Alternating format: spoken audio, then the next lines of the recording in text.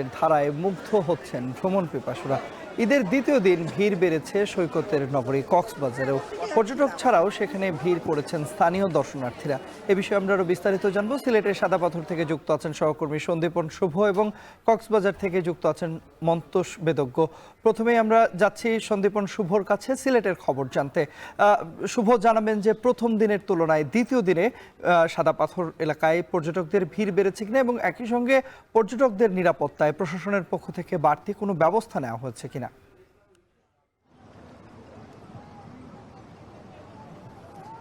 এই প্রকৃতি কন্যা শ্রীভূমি সিলেটের যে সৌন্দর্যের যে বিভিন্ন প্রাকৃতিক স্পট রয়েছে তার মধ্যে অন্যতম একটি স্পট হচ্ছে এই সাদা পাথর।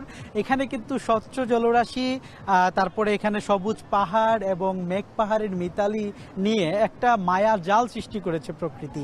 সেই মায়াজালের আকর্ষণে কিন্তু প্রতি বছর আমরা দেখি মুখরিত হয় এই পর্যটন স্পট এবং প্রতি বছর হাজার হাজার বলবো না লাখো কিন্তু পর্যটকে মুখর থাকে এই সাদা পাথর। আমরা একটু আগেও যখন কথা বলেছিলাম বিভিন্ন পর্যটকদের সাথে, তারা বলছেন যে আসলে প্রতি বছর আসি তবুও আসার যে তাদের আগ্রহ বা তাদের যে ইচ্ছা সেটি কিন্তু একটুও কমে না। এবং আজকের যে বিষয়টি আমি বলতে হয়, বিভিন্ন পর্যটকদের সাথে কথা বলে তারা বলছেন যে বৃষ্টি হয়েছে। আপনি জানেন যে টানা বৃষ্টি ছিল সিলেটে গত মাসের শেষাংশে। তো টানা বৃষ্টির ফলে আরও যেন অপরূপ সৌন্দর্য, প্রকৃতি যেন সব সৌন্দর্য ঢেলে দিয়েছে এই সাদা পাথরে এবং হাজার হাজার পর্যটক কিন্তু এখন পর্যটকে কিন্তু মুখরিত এই সাদা পাথর। এবং আপনি জানেন আমি যেখানে দাঁড়িয়ে রয়েছি সেটা কিন্তু ধলাই নদ। সেই ধলাই নদের উপরে স্বচ্ছ জলরাশিতে এবং পাথরের স্বর্গরাজ্যে মানুষ আনন্দ ভ্রমণ করছেন এবং এই যে ঈদের ছুটি, এই ঈদের ছুটিটা তারা তন্ময় হয়ে সুন্দরভাবে কিন্তু তারা কাটাচ্ছেন এবং চমৎকার একটি পরিবেশও রয়েছে। এবং সার্বিক নিরাপত্তার কথা যদি আমি একটু বলি, সার্বিক নিরাপত্তা কিন্তু অত্যন্ত সুন্দরভাবে বজায় রেখেছেন এখানে ট্যুরিস্ট পুলিশ এবং বর্ডার গার্ড বাংলাদেশ অর্থাৎ বিজিবি।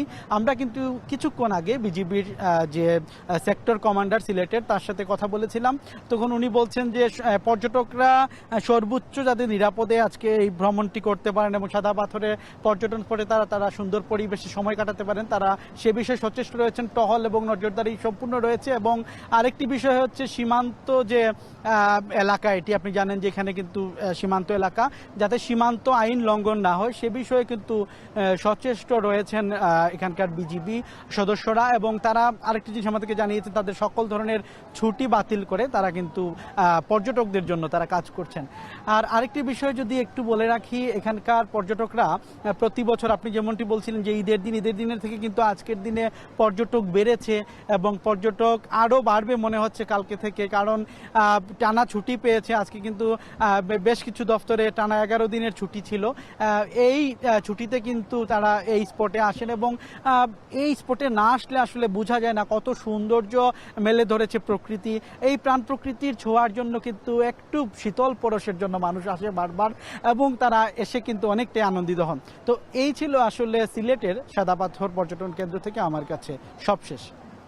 দর্শক, সিলেটের পর এবার আপনাদের নিয়ে যেতে চাই কক্সবাজারের সহকর্মী মন্তোষ বেদজ্ঞ রয়েছেন সেখানে। মন্তোষ, জানাবেন যে কক্সবাজারে আজকের আবহাওয়া কেমন রয়েছে এবং এবারের ঈদে কি পরিমাণ পর্যটকের সমাগম ঘটেছে কক্সবাজারে?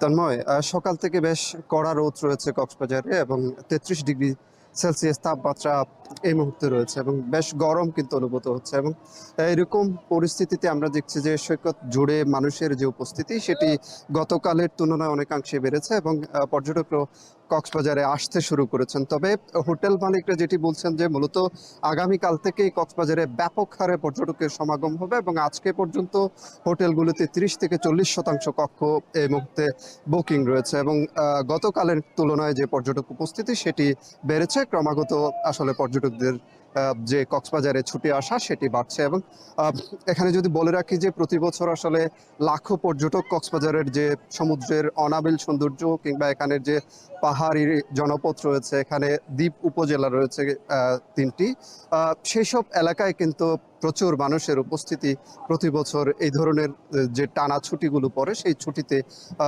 ব্যাপক পর্যটকের সমাগম হয়ে থাকে এবং এবারও কিন্তু সেই আশাটি তারা করছেন, ব্যবসায়ীরা করছেন এবং গতকাল থেকে যেহেতু পর্যটকদের আসা শুরু হয়েছে, আজকে উপস্থিতি বেড়েছে, আগামীকাল থেকে আরো বাড়বে এবং আগামী 3 দিন ধরে আসলে প্রচুর পর্যটক কক্সবাজারে থাকবে সেই আশা তারা করছেন। ইতিমধ্যে কিন্তু 80 থেকে 90% বেশি কক্ষ বিশেষ করে আগামীকাল থেকে পরবর্তী 3 দিনের জন্য বুকিং হয়েছে, সেই কথাই এখানকার যারা হোটেল ব্যবসায়ী রয়েছেন তারা আমাদেরকে জানাচ্ছিলেন। এবং শুধুমাত্র সৈকত নয়, এখানকার যে অন্যান্য যে পর্যটন স্পটগুলো রয়েছে সেই পর্যটন স্পটগুলোতেও কিন্তু মানুষের আনাগোনা রয়েছে। বিশেষ করে এখানে যে মহেশখালী দ্বীপ রয়েছে সেই দ্বীপের মানুষের যাতায়াত বেড়েছে এবং কক্সবাজার একটা মেরিন ড্রাইভের যে সৌন্দর্য সেই মেরিন ড্রাইভেও কিন্তু পর্যটকদের পদচারণা বেড়েছে। এর বাইরে কক্সবাজার শহরের যে বৌদ্ধ মন্দিরগুলো রয়েছে কিংবা পার্শ্ববর্তী রামু উপজেলার যে বৌদ্ধ মন্দিরগুলো রয়েছে সেসব এলাকায় কিন্তু পর্যটকদের পদচারণা বেড়েছে এবং সব মিলিয়ে সৈকত কেন্দ্রিক যে ব্যবসা বাণিজ্য সেটি ছাড়াও এখানকার যে হোটেল মোটেল কেন্দ্রিক যে ব্যবসা বাণিজ্য সেটি কিন্তু এই মুহূর্তে চাঙা রয়েছে এবং আগামীকাল থেকে আরো ভালো ব্যবসার আশা কিন্তু তারা করছেন। তন্ময়, কক্সবাজার থেকে এই ছিল আমার কাছে সবশেষ। কক্সবাজার থেকে আমাদের সঙ্গে যুক্ত হয়েছিলেন সহকর্মী মন্তোষ বেদজ্ঞ এবং এর আগে আমাদের সঙ্গে সিলেট থেকে যুক্ত ছিলেন সহকর্মী সন্দীপন শুভ।